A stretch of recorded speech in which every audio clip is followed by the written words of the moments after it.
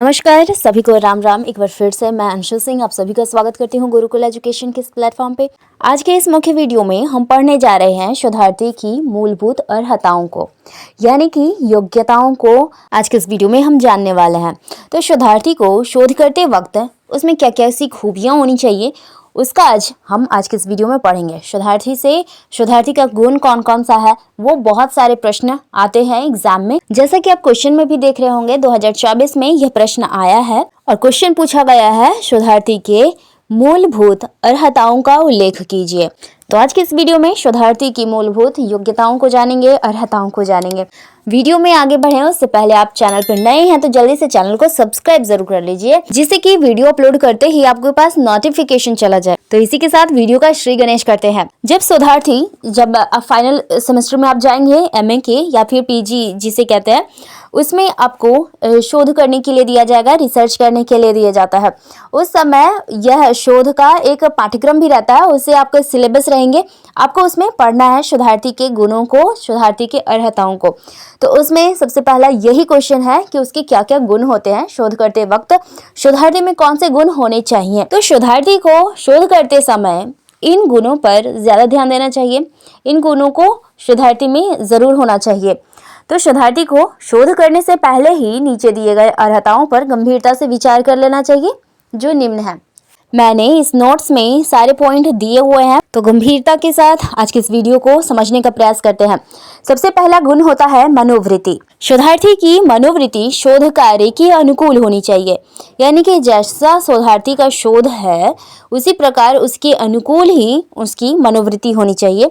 शोध उपाधि लेने के लिए ही केवल नहीं होना चाहिए, बल्कि साहित्य के क्षेत्र में योगदान देने हेतु किया जाना चाहिए। यहाँ पर स्पष्ट कहा जा रहा है कि मनोवृत्ति इस प्रकार से होना चाहिए शोध में कि शोध करने के इरादा से आप रिसर्च कर रहे हो, ना कि केवल उपाधि पाने के लिए जैसे तैसे रिसर्च करके शोध करके जमा कर दें प्रोजेक्ट। ऐसा नहीं होना चाहिए। आप जब मन लगा के कर रहे हैं तो आपकी मनोवृत्ति, आपकी इच्छाएं, आपकी जो रुचि है उसी में होना चाहिए। दूसरा पॉइंट है शोधार्थी की पकड़। शोधार्थी को अपने विषय पर आवश्यक पकड़ होनी चाहिए। इसके कारण ही कौन सा तथ्य महत्वपूर्ण है और कौन सा निरर्थक है, इसी के कारण पता चलता है।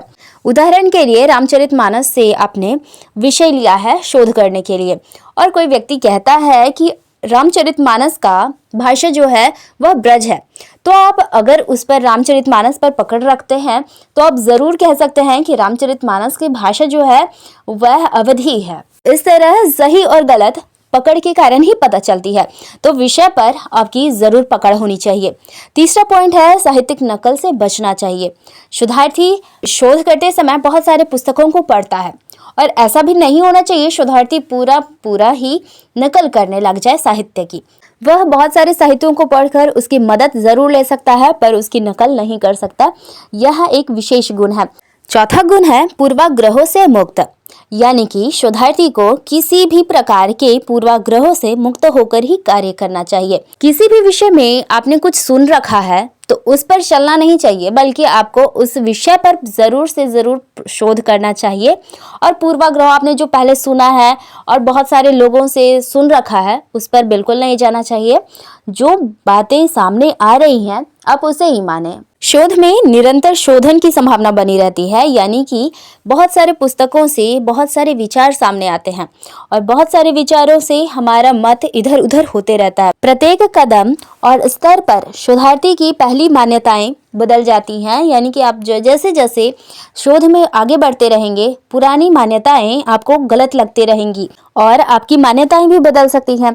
इसीलिए यदि शोधार्थी अपनी किसी पूर्व मान्यताओं से बंधकर वही बातें लिखने लगेगा तो शोधार्थी तो गलत शोध करेगा। इसीलिए कहा जाता है कि पूर्वाग्रहों से मुक्त होकर ही शोध करना चाहिए, यानी कि किसी भी विचार को अपने दिमाग में रखकर आप उस विषय पर अगर शोध करेंगे तो विषय के जैसा आपकी सोच है उसी प्रकार से आप शोध में आगे बढ़ेंगे, और पूर्वाग्रहों से अगर मुक्त रहेंगे तो शोध आपका सफल होगा, आप अच्छे निष्कर्ष पर पहुंच पाएंगे। वीडियो में आगे बढ़े उससे पहले जल्दी से चैनल को सब्सक्राइब जरूर कर लीजिए। ये था चौथा पॉइंट। अब पांचवा पॉइंट है संकोचहीनता। शोधार्थी को अपने विषय की दृष्टि से किए गए अध्ययन से प्राप्त तथ्यों और निष्कर्षों के संदर्भ में निसंकोच होकर विचार विमर्श करना चाहिए। आज के के स्टूडेंट्स में ये बहुत बड़ी गलतियां देखी जाती हैं।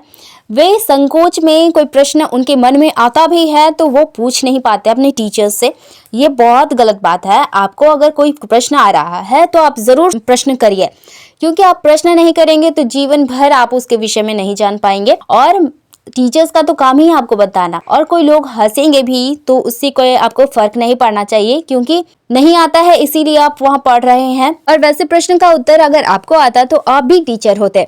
आपके मन में जो भी प्रश्न है उस प्रश्न को आप बड़े लोगों से पूछने का प्रयास करें और निसंकोच होकर विचार विमर्श करें। अपने दोस्तों के साथ भी उस विषय में विचार विमर्श कर सकते हैं निसंकोचता से कि आपको नहीं आता है तो आप पर लोग हंसेंगे तो क्या हो गया, आप तो जान तो जाएंगे प्रश्न का उत्तर। तो इस तरह से यह बातें सोचकर शोध के विषय में भी यही कहा जा रहा है और व्यक्तिगत जीवन में भी ऐसा होता है। आपके मन में कोई शंका हो या फिर प्रश्न हो, आप उसके विषय में अपने बड़ों से या फिर निसंकोच होकर अपने दोस्तों के साथ विचार विमर्श कर सकते हैं। तो ये 5वां पॉइंट है। शोध के विषय में आपको संकोचहीनता होकर आगे बात करनी होगी और निसंकोच होकर विचार विमर्श उस विषय पर करना होगा। 6ठा पॉइंट है श्रम साध्यता, यानी कि श्रम करना, यानी कि मानसिक श्रम भी और शारीरिक श्रम भी।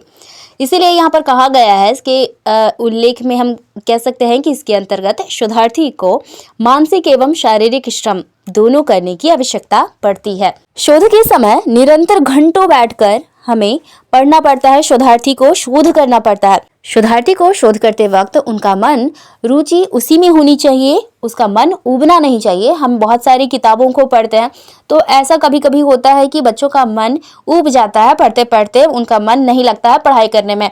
तो बच्चों को यहाँ शोधार्थी में यह गुण होना चाहिए कि वह श्रम के साथ, मानसिक और श्रम के साथ, शारीरिक श्रम दोनों के साथ ही पढ़ाई करे, शोध करे। तो ये था 6ठा गुण। 7वां गुण है शोध कार्य की निरंतरता। शोधार्थी को शोध कार्य की निरंतरता को महत्व देना चाहिए, क्योंकि अभिप्राय इसका यह है कि शोध कार्य की प्रतिदिन की गति आवश्यक है। शोधार्थी शोध करते करते ऊब जाता है तो कुछ दिनों के लिए कार्य बंद कर देता है, और ऐसे काम अचानक बंद कर देने से हमारा सारा शोध किया हुआ बेकार पड़ जाता है, और फिर से आपको शुरू करना हो तो आपको फिर से नए सिरे से शुरू करना पड़ता है। इसीलिए कहा गया है कि शोध कार्य में हमें प्रतिदिन थोड़े थोड़े करके ही निरंतरता बनाए रखनी चाहिए। हर दिन निरंतर होकर उसमें शोध करते रहना चाहिए, बीच में छोड़ना नहीं चाहिए, बल्कि उसमें थोड़ा थोड़ा ही करते करते हमें पूरा करना चाहिए। और अचानक से छोड़ेंगे तो उसको नए सिरे से फिर से हमें शुरू करना होगा।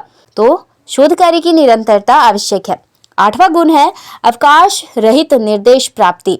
शोधार्थी को अपने निर्देशक से बिना कोई अवकाश व संकोच के प्रश्न व निर्देश प्राप्त करते रहना चाहिए। यहाँ पर संकोच के बाद के है, आप ध्यान रखिएगा, इससे विषय में स्पष्टता बनी रहेगी। शोधार्थी अपने एक शिक्षक होते हैं, उसके निर्देश में ही शोध करता है, शोधन का कार्य करता है। तो अगर आपको कोई विषय में प्रश्न है, आपको विषय में कुछ भी दिक्कत है, आप निर्देशक से बात करिए और बिना संकोच के ही प्रश्न करिए, बिना अवकाश भी रहे तो आपको फोन है, आप फोन से, व्हाट्सएप से, ऑनलाइन आप बात कर सकते हैं, तो उससे आप प्रश्न करिए और प्रश्न जरूर करिए, प्रश्न पूछना सीखिए। इसीलिए ही शोध में कहा गया है कि आप शोध करते हैं तो निर्देशक से आप निर्देश प्राप्त करते रहिए। कैसे क्या होगा वो आपको बताते रहेंगे, तभी आपको विषय में स्पष्टता होगी, आप अच्छे से विषय को कर पाएंगे, शोध कर पाएंगे। अगला पॉइंट है वैज्ञानिक दृष्टिकोण। 9वां पॉइंट, इसके अंतर्गत शोधार्थी को अपना दृष्टिकोण जो है नया रखना चाहिए। नया सोच और नया ख्याल व्यक्ति को रखना चाहिए, ना कि पुराने ख्यालों में ही रहना चाहिए। अगला पॉइंट और अंतिम पॉइंट है जिज्ञासा। शोधार्थी में जिज्ञासा बहुत ज़रूरी है। जिज्ञासा रहेगा तभी वह अच्छे से शोध कर पाएगा। जिज्ञासा के कारण ही वह छोटी सी छोटी बातों को जान सकेगा और नए तथ्यों को सामने ला पाएगा। अगर जिज्ञासा नहीं होगा तो वह आगे कुछ नहीं कर पाएगा और अपना प्रोजेक्ट केवल ही जमा करेगा, और वह साहित्य और वह विषय को भी नहीं अच्छे से जान पाएगा। तो इस तरह 10 पॉइंट थे जो शोधार्थी में मूल योग्यताएं होनी चाहिए, अर्हताओं को होना चाहिए। आज की इस वीडियो में जो मैंने समझाया योग्यताएं शोधार्थी के, उसमें से आपको महत्वपूर्ण गुण कौन से लगते हैं और आपके ख्याल से और इसके अलावा कौन से गुण हो सकते हैं जो कि शोधार्थी में होने चाहिए। आप इसके विषय में कमेंट में लिखें और वीडियो अच्छा लगा होगा तो चैनल को ज़रूर से ज़रूर सब्सक्राइब करके ही जाइएगा और साथ में ही ज़्यादा से ज़्यादा वीडियो को दोस्तों के साथ शेयर ज़रूर करिएगा। आज की इस वीडियो में बस इतना ही। फिर से मिलेंगे नए वीडियो में नए टॉपिक के साथ। तब तक के लिए जय हिंद, जय भारत।